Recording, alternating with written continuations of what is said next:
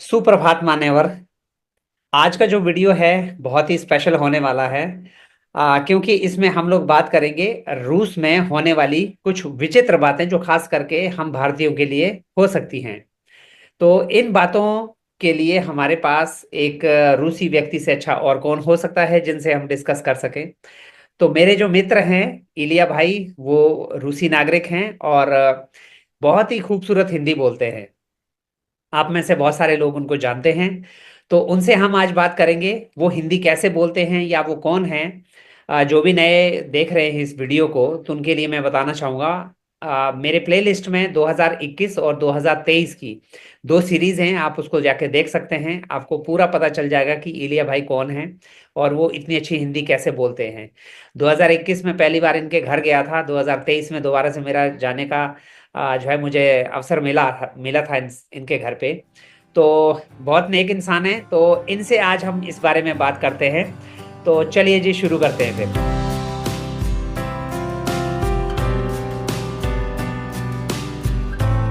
इलिया भाई, बहुत बहुत स्वागत है आपका नए वीडियो में। जय हिंद जय हिंद।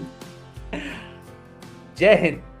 तो आज के जो वीडियो हैं इसमें हम कुछ अलग टॉपिक पे बात करेंगे। बहुत सारे लोग मुझसे पूछते हैं कि जो रूस का कल्चर है वहाँ लोगों का रहन सहन कैसा है, और वहाँ पे लोग क्या क्या करते हैं, किस तरह का वहाँ की सभ्यता है, तो उसके बारे में आज हम बात करेंगे। तो मेरा सबसे पहला जो प्रश्न है वो ये है कि बहुत सारे लोग, हालांकि उनमें से मैं भी हूँ, ये जानना चाहते हैं कि जो रूसी व्यक्ति है वो बहुत ज्यादा गंभीर मुद्रा में रहते हैं, हर समय गंभीर मुद्रा में रहते हैं। जब तक कि आप उनके अच्छे दोस्त नहीं बन जाते हैं तो वो आपसे ना तो बात करते हैं ना ही वो हंसते हैं। ऐसा क्यों? दरअसल क्या है, रूसी लोग पूर्वी लोगों की तरह बड़े मेहमान नवाज होते हैं। बड़े मेहमान नवाज होते हैं। रूसी लोग मित्रता, दोस्तों के बीच में रहना बहुत पसंद करते हैं। मगर जो अपरिचित व्यक्ति होता है वो कोई भी हो सकता है। गुप्तचर हो सकता है, जासूस हो सकता है, शत्रु हो सकता है, कोई भी हो सकता है।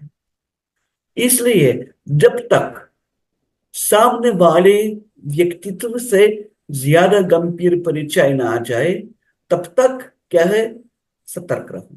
अच्छा, ये आपने बताया कि जो रूसी लोग हैं वो मतलब बाहर से शक्ल से भले ही आपको गंभीर दिखें लेकिन दिल के बड़े अच्छे होते हैं। इसका मैं आपको दर्शकों के साथ एक एग्जांपल शेयर करना चाहूंगा। 2018 का, सॉरी 2019 का, जब मैं पहली बार रूस गया था।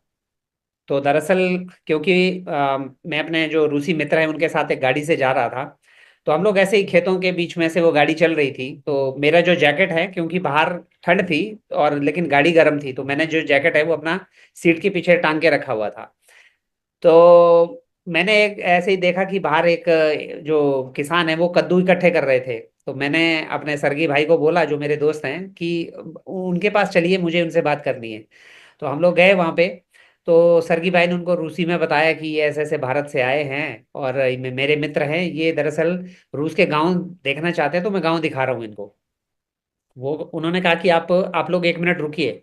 वो तुरंत अंदर कहीं गए और अंदर से एक जैकेट निकाल के लाए। क्योंकि मैं थोड़ा सा एक्साइटमेंट में जैकेट गाड़ी में ही छोड़ गया था, उनको ये लगा कि इसके पास में जैकेट नहीं है, तो वो मुझे कह रहे हैं कि ये जैकेट पहन लो। और मुझे बड़ी हैरानी हुई कि ये जैकेट मुझे क्यों दे रहे हैं। तो बाद में जब एक तो थोड़ा भाषा का समस्या था, बाद में सरगी भाई ने मुझे बताया कि इनको लग रहा था कि आपके पास में जैकेट नहीं है और यहाँ पे आपकी तबीयत खराब हो सकती है, इसीलिए वो अपना जैकेट आपको दे रहे थे। मतलब लिटरली वो मेरे लिए एक बड़ा, एक अलग ही एक्सपीरियंस था रूस का। जबकि वो मुझे जानते नहीं थे मैं कौन हूँ। लेकिन रूसी व्यक्ति सच में बहुत बहुत अच्छे होते हैं, दिल के तो बहुत जबरदस्त होते हैं। हाँ, ऐसा भी है। भारत की तरह यहाँ हर किस्म के लोग मिलते हैं। अच्छे भी हैं, ईमानदार भी हैं, और आक्रामक भी है। बहुत लोग आक्रामक लोग यहाँ काफी मात्रा में पाए जाते हैं। खास करके चलती जांग की तरह अभी माहौल सही नहीं है, तो लोगों की सतर्कता और बढ़ गई है। अच्छा, एक बात है कि जैसे आपने बताया कि दिल के लोग बड़े अच्छे होते हैं, लेकिन भारतीय हाँ। भारतीय के नाते या भारत के लोगों के दिल में एक चीज हमेशा ये प्रश्न रहता है कि जो रूसी लोग हैं वो अपने परिवार के साथ क्यों नहीं रहते। जैसे मान लीजिए कोई भी जो माता पिता है वो परिवार से जो है अलग रहेंगे, जो बच्चे हैं या उनकी आगे शादियां हो जाती हैं वो एकदम अलग रहेंगे।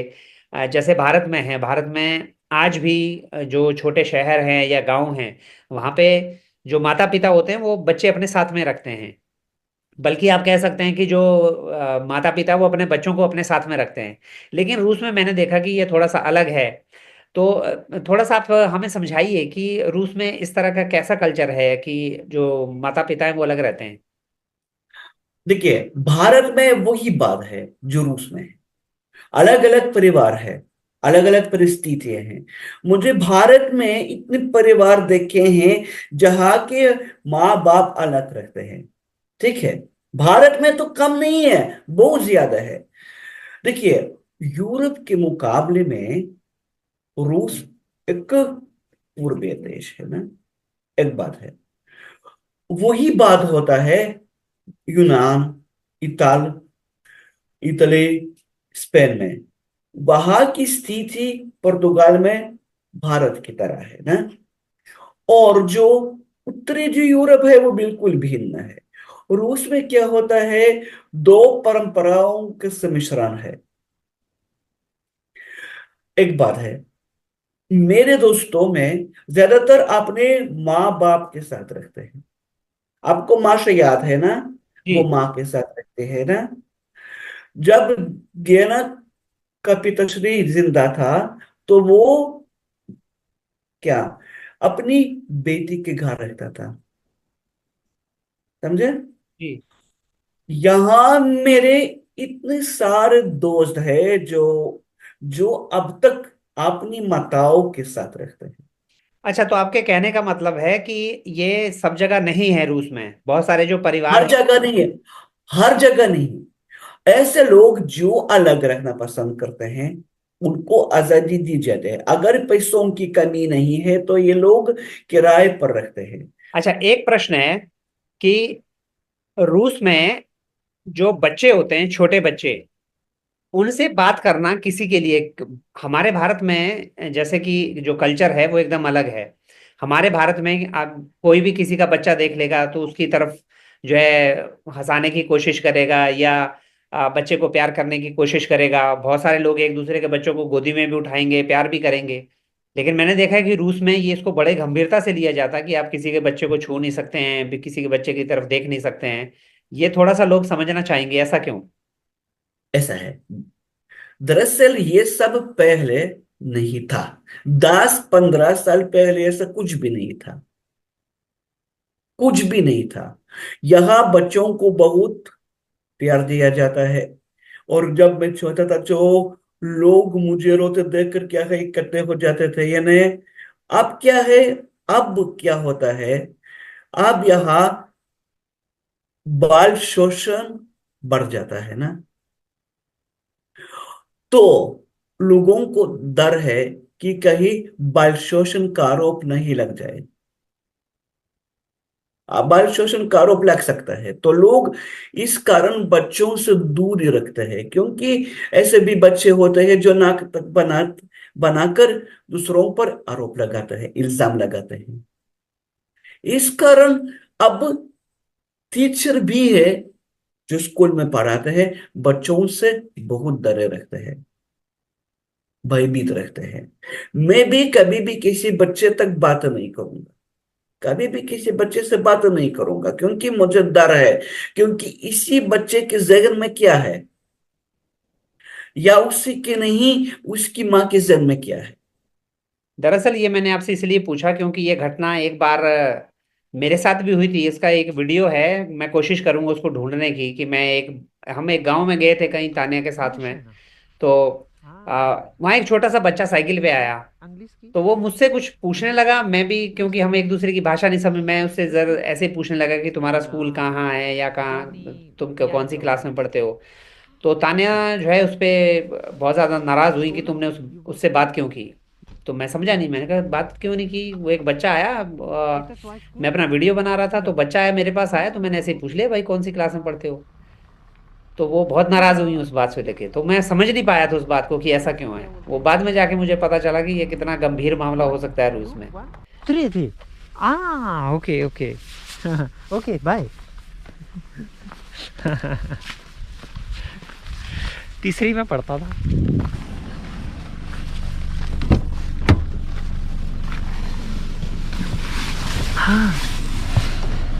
Why you every time go with child? Понимаешь, не нужно, don't need do it. Don't need to. हालांकि भारत में ऐसा ये जो है एक साधारण सी बात हो सकती थी कि अगर किसी बच्चे से आपने बात कर ली तो। हाँ हाँ। तो चलिए जी, एक इसके बाद का एक अगला है जो रूसी आपका जो कल्चर है उसको थोड़ा सा हम लोग समझने की कोशिश करेंगे। कि ये भी मेरे साथ हुआ है कि ये जो प्रश्न है, सबसे पहली बार 2019 में मॉस्को में मैं टोपी पहन के खाना खा रहा था तो मुझे डांटा गया था उस बात पे कि तुम टोपी पहन के खाना क्यों खा रहे हो। तो फाइनली भाई लोगों, ये है आज का मेरा डिनर। एक्चुअली अभी मुझे तान्या ने बताया कि रशिया में टोपी पहन के खाना नहीं खाते हैं। तो भाई मैंने टोपी उतार दी है। ऐसा क्यों, जबकि भारत में क्या होता है कि जब भी आप किसी गुरुद्वारे में जाते हैं या किसी मंदिर का प्रसाद लेते हैं तो हम लोग कुछ ना कुछ ओढ़ते हैं। मतलब अगर हमारा सिर हाँ, खाली है तो रुमाल बांध देंगे, ये सिर ढक के। ये सिखों का तरीका है। यहाँ क्या होता है, देखिए, जब तुम खाना खाते हो तो टोपी उतार कर अलग रखना, ठीक है। क्योंकि समझा जाता है कि जो मेज है ये खुदावंद की हथेली है, समझे। अच्छा। खुदावंद की हथेली है, इसलिए इस पर टोपी नहीं रखी जाती है। एक बात है कि लोग ये भी पहले समझते थे कि अगर कोई खुल की टोपी रखता है मेज पर तो वो भिखारी है। अब ये कुछ नहीं है, फिर भी क्या होता है, ये अंधविश्वास नहीं है, बस ये क्या होता है, हाँ, यही बात समझने का तरीका, जो परंपरा है, परंपरा। समझे। परंपरा। ये जो बस परंपरा है, एक बार है कि टोपी में बाल हो सकते हैं, रूसी भी हो सकते हैं, दोनों तरफ भी हो सकते हैं, कुछ भी हो सकता है। अच्छा, समझ गया। तो टोपी उतर कर अलग रखा जाता है। जी। और एक बात और मैंने वहां पे देखी है कि जैसे मान लीजिए आप लोग घड़ी किसी को गिफ्ट नहीं देते हैं, उसको भी बुरा मानते हैं कि घड़ी गिफ्ट नहीं देनी है। और दरवाजे पे हैंडशेक नहीं करना, यानी कि हाथ नहीं मिलाना हाँ, खाली ये के खाली। हाथ इसलिए नहीं मिलाते हैं, मैं बता रहा हूँ, कहीं 1500 साल पहले हाँ। यहाँ के स्लावी के बुजुर्गों की तरीके, एक तरीका था दफनाने का, जलाने का, जो भारत में होता है ना। और पहले अपने बुजुर्गों को, अपने पूर्वजों को ये लोग जलाकर, जो राख होता है, दहलीज के नीचे क्या है, दफनाते थे ना, दहलीज के नीचे दफनाते थे। ओह। तो क्या होता है कि पहले अंदर किसी को बुलाना जरूरी है, क्योंकि क्या होता है, अगर ये इंसान इस तरफ खड़ा रहता है और तुम इस तरफ खड़ा रहते हो तो तुम अपने बुजुर्गों की जो जान है, जो आत्मा है, बिना वजह के परेशान करते हो। हाँ। अब ये सब कुछ भी नहीं है, आप तो, हम सब तो मसीह हैं, लेकिन ये जो परंपरा है अभी भी जीवित है, समझे। अच्छा अच्छा। क्योंकि ये जो जगह है, जो दहलीज है, ये दो अस्तित्वों के बीच में एक आध्यात्मिक सीमा है, अच्छा। मुर्दों और क्या है, जिंदों के बीच में ना, जो जिंदा होते हैं और जो मुर्दा होता है, इनके बीच में ये रेखा है। हाँ हाँ। और वो घड़ी क्यों नहीं गिफ्ट करते हैं एक दूसरे को? ये भी बहुत आसान है, जिस तरह चीन में घड़ी नहीं दी जाती है,